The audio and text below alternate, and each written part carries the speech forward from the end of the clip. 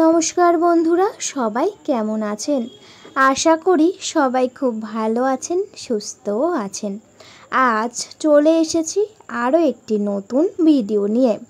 অম্বুবাচীর দিন ভুলেও খাবেন না এই 5টি খাবার। এই 5টি খাবার খেলে আপনারা পড়তে পারেন চরম বিপর্যয়, সংসারে নামতে পারে চরম অমঙ্গল। বন্ধুরা, এই 5টি খাবার থেকে অম্বুবাচীর দিন বিরত থাকুন। আসুন বন্ধুরা, জেনে নিই সেই 5টি খাবার কি কি, যা এই অম্বুবাচী চলাকালীন একেবারেই খাওয়া যাবে না। তার আগে বলি বন্ধুরা, আপনাদের কাছে একটাই অনুরোধ, আপনারা পুরো ভিডিওটা দেখুন একদম স্কিপ না করে। আর হ্যাঁ বন্ধুরা, আপনারা যারা যারা আমার চ্যানেলে নতুন, অবশ্যই করে চ্যানেলটিকে সাবস্ক্রাইব করে পাশে থাকবেন। হিন্দু শাস্ত্রমতে অন্যতম গুরুত্বপূর্ণ তিথি হল অম্বুবাচী। এই অম্বুবাচী বিশেষ জায়গায় বিশেষ নামে কিন্তু পরিচিত। অম্বুবাচী স্নানভেদে বিভিন্ন নামে পরিচিত হয়। কোথাও অমাবতী তো কোথাও রজ উৎসব নামে পরিচিত। হিন্দু ধর্মীয়দের মতে এই অম্বুবাচী ঘিরে রয়েছে নানান শাস্ত্রমত প্রচলিত। অম্বুবাচী কবে পড়েছে? 2024 সালে অম্বুবাচী প্রবৃত্তি, অর্থাৎ এই তিথিক্ষণ শুরু হবে 22শে জুন। তার 3 দিন পর এই সময়কাল শেষ হবে। 22শে জুন থেকে 25শে জুন পর্যন্ত কোনো সমক্ষণের অম্বুবাচী শুরু হতে চলেছে। দেখা যাক, এই অম্বুবাচী উৎসব ঘিরে রয়েছে বহু কাহিনী, রয়েছে বহু আচার অনুষ্ঠান। বন্ধুরা, এই অম্বুবাচীর দিন কিছু নিয়ম মেনে চললে সংসারে অনেক উন্নতি হবে।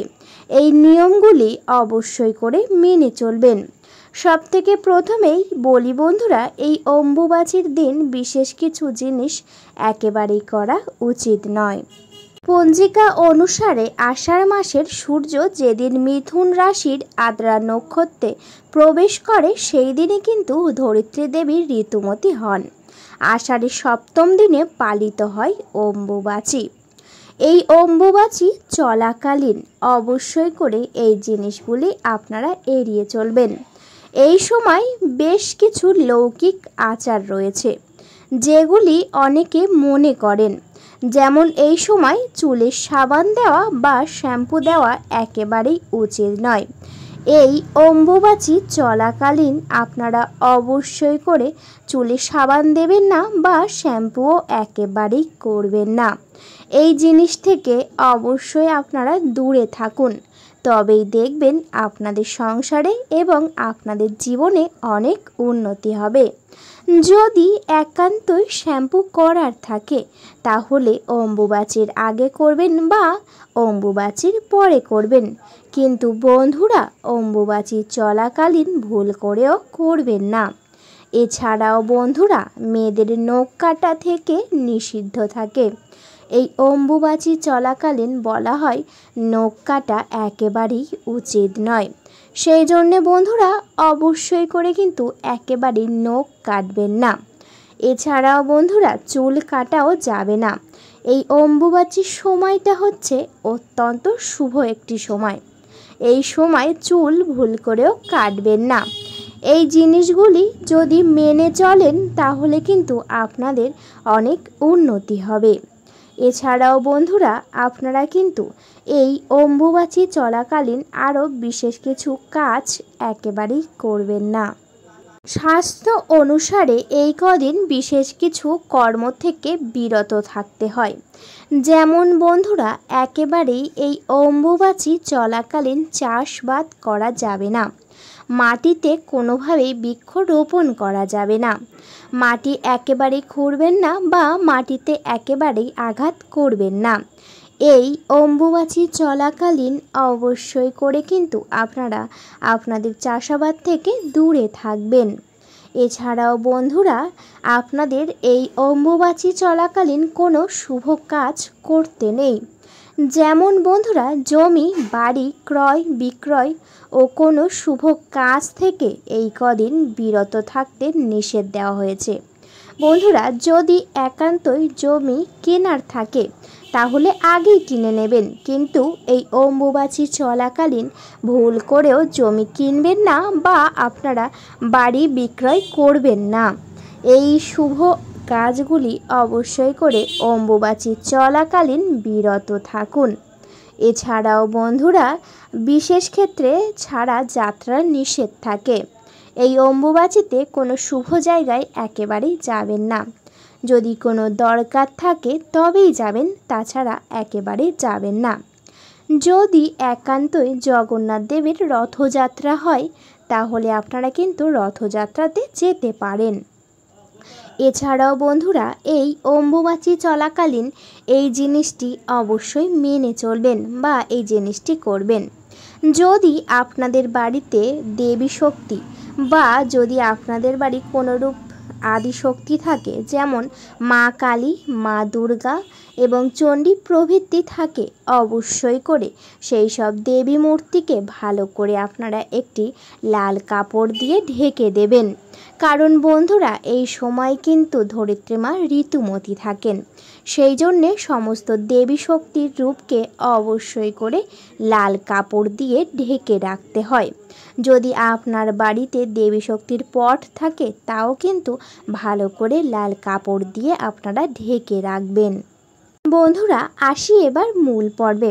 এমন কি কি খাবার যা এই অম্বুবাচী চলাকালীন ভুল করেও খাওয়া চলবে না বা ভুল করেও খাওয়া যাবে না, এই খাবারগুলি থেকে অবশ্যই কিন্তু বিরত থাকবেন।